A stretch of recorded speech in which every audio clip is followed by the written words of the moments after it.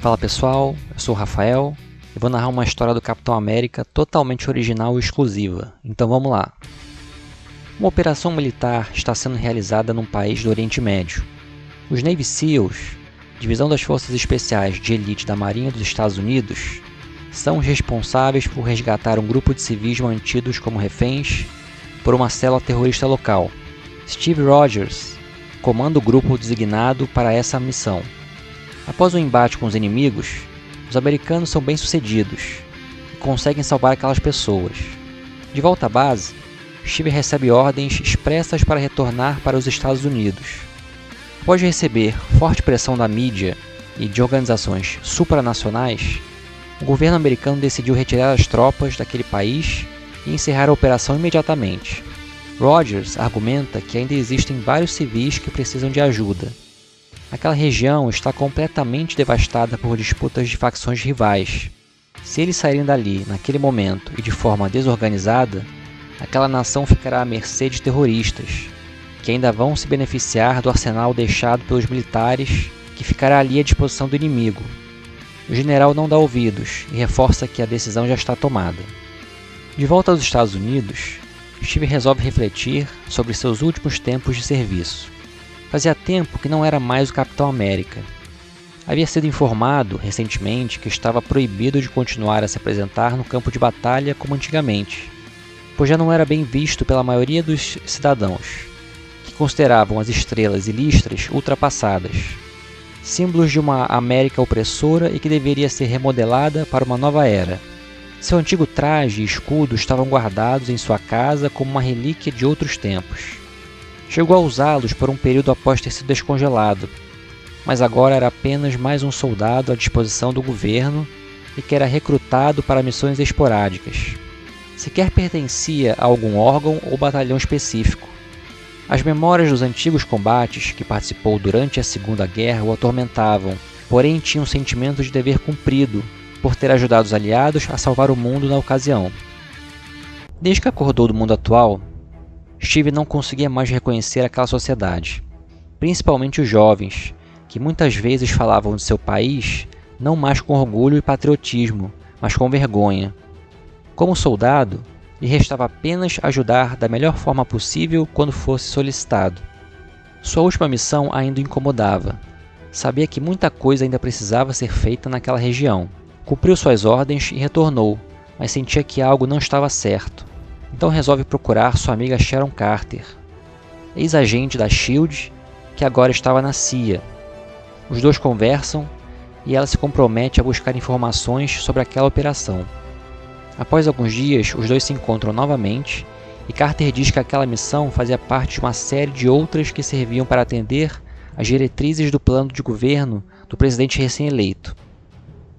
Na esfera militar, a ordem era encerrar imediatamente qualquer intervenção que estivesse ocorrendo em outros países. Porém, mercenários foram contratados para realizar operações específicas em vários locais ao redor do mundo, incluindo o antigo inimigo do Capitão América, Ossos Cruzados. Steve questiona qual é o propósito dessas missões clandestinas, mas Sharon diz que ainda não conseguiu descobrir. Steve pega os detalhes e resolve ir atrás desses mercenários. E para essa missão, sente que chegou a hora de tirar seu velho traje e escudo do armário. Ao chegar no local, um país africano, ele descobre que aquela operação tinha o objetivo de levar armamentos para reforçar as milícias locais para que elas criem manifestações violentas nas cidades daquele país. O presidente americano anterior havia apoiado o governante local, que se comprometera a realizar um governo decente. E a ideia era montar um cenário para mostrar como a interferência americana tinha, na verdade, ajudado a espalhar o caos por lá. Então o Capitão América intervém, entra em combate e impede o plano daqueles mercenários. Após ser derrotado, Ossos Cruzados diz que a América já está sendo destruída e ninguém pode fazer nada para impedir. Steve usa seus contatos para que uma denúncia anônima seja feita e o governo local prenda aqueles homens como terroristas. De volta aos Estados Unidos, Steve se encontra novamente com Sharon, que tem novidades. Ela diz que ONGs, mídia, senadores, todos estão numa grande folha de pagamento. A origem do dinheiro é dispersa e vem de vários locais e pessoas de fachada. Todos esses agentes fazem parte de uma rede que trabalha entre si. ONGs com temas específicos espalham uma ideia através de dados falsos e meias-verdades. Jornalistas fazem reportagens extensas na mídia sobre o assunto. Políticos usam a comoção criada na mídia para criar e aprovar leis no Congresso. O resultado prático é mudar pensamentos, mentalidades e a cultura. Tudo isso para atender certos interesses escusos. Isso já vem acontecendo desde os anos 60. É algo grande. Steve diz que, há muito tempo, os inimigos dos Estados Unidos já entenderam que o país só pode ser destruído por dentro. Esse é o plano que precisa ser impedido. Mas nesse caso não é tão simples como lutar num campo de batalha. A ideia já foi implantada na cabeça das pessoas. Muitos já abandonaram certos valores e agora enxergam seu próprio país como um inimigo a ser combatido. Ideais revolucionários foram plantados e estão florescendo. O Capitão América hoje é antiquado para muitos e talvez não seja a melhor opção para resolver essa questão. Steve Rogers sempre vai lutar, mas as pessoas não querem mais o Capitão América. Sharon discorda e diz que, se tem alguém que pode virar o jogo, é justamente o Capitão. As pessoas precisam de um símbolo que represente o que os pais fundadores pensaram quando fundaram esse país. Presidentes podem cometer erros, e muitos cometeram, mas são transitórios. O Capitão América representa os ideais que forjaram essa nação, e nosso povo precisa relembrar esses ideais. Steve concorda com o que acabou de ouvir. Sharon avisa que está sendo seguida e que ambos estão sendo observados naquele momento. Mas veio preparada. Steve também. Em seguida, eles são atacados e outra batalha começa. Após o embate, Sharon entrega para Steve uma pasta com tudo o que descobriu. Diz que vai entregar as informações também para jornalistas de sua confiança, para que eles divulguem tudo na internet. Depois de ler atentamente o conteúdo e buscar algumas informações baseadas no que está lá, Steve tem uma ideia de um ato simbólico. Alguns dias depois, um número relevante de manifestantes violentos causa tumulto nas ruas de Washington. Eles chegam na frente de uma estátua e se preparam para jogar tinta e alguns objetos com o intuito de danificá-la. O primeiro objeto é jogado, mas interceptado pelo escudo do Capitão América, que se coloca na frente da estátua. Os manifestantes se surpreendem. Após alguns minutos, recomeçam a jogar tinta e mais objetos. O capitão usa seu escudo para proteger a estátua.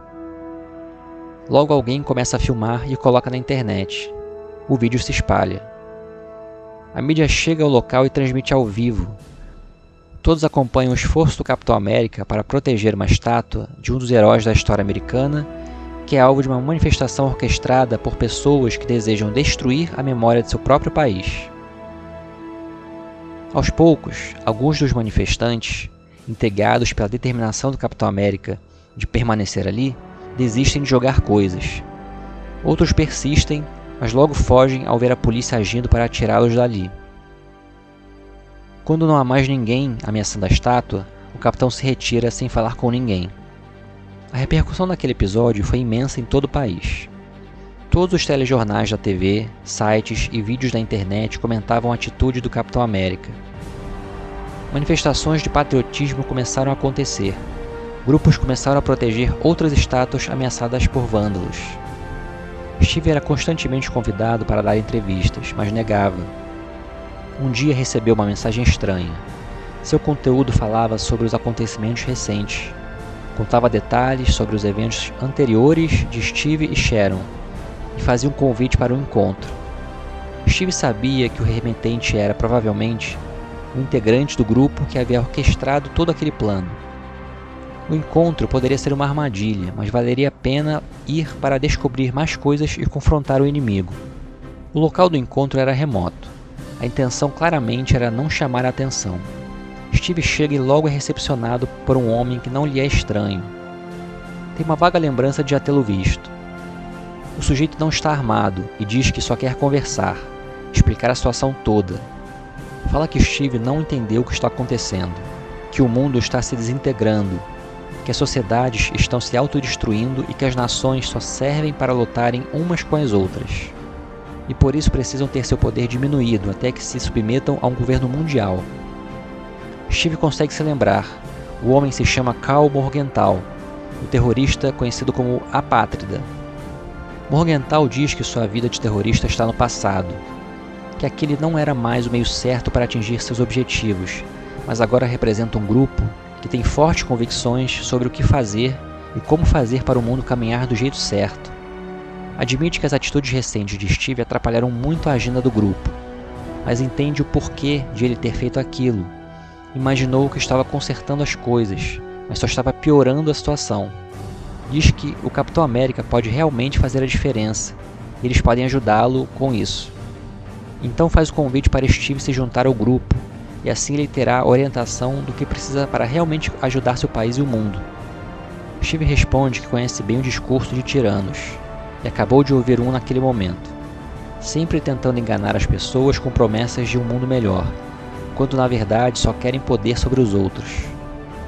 Steve se aproxima e diz que, enquanto estiver respirando, vai lutar para proteger a soberania de seu país e manter seus valores vivos. Então dá um soco em Morgenthau e sai da sala. É atacado por alguns homens, passa por eles, pega sua moto e vai embora. O dossiê que Sharon Carter repassou para jornalistas de sua confiança foi publicado. As informações já são de domínio público. Isso e o episódio do Capitão com a estátua são os assuntos mais falados na mídia. O Capitão América conseguiu começar um movimento de resgate do patriotismo. Enquanto símbolo, ele lembrou a muitos americanos os valores que lhes são tão caros desde a fundação do país. Despertou em muitos jovens a curiosidade em pesquisar mais a fundo sobre os pais fundadores dos Estados Unidos e tudo que eles fizeram de positivo no contexto de sua época, e como esse legado proporcionou a criação de um país forte que, por mais de uma vez, liderou lutas contra tiranos que ameaçavam o mundo todo. Steve Rogers, o homem fora de seu tempo, é justamente o que a nação precisa nesse momento, e o Capitão América continuará na luta. O Sentinela da Liberdade sempre estará por perto para fazer o que é certo. E assim termina a história de Capitão América, o Sentinela da Liberdade. É isso, pessoal. Se vocês gostaram, deixem o like, compartilhem o vídeo e digam nos comentários as suas impressões. Um abraço e até a próxima.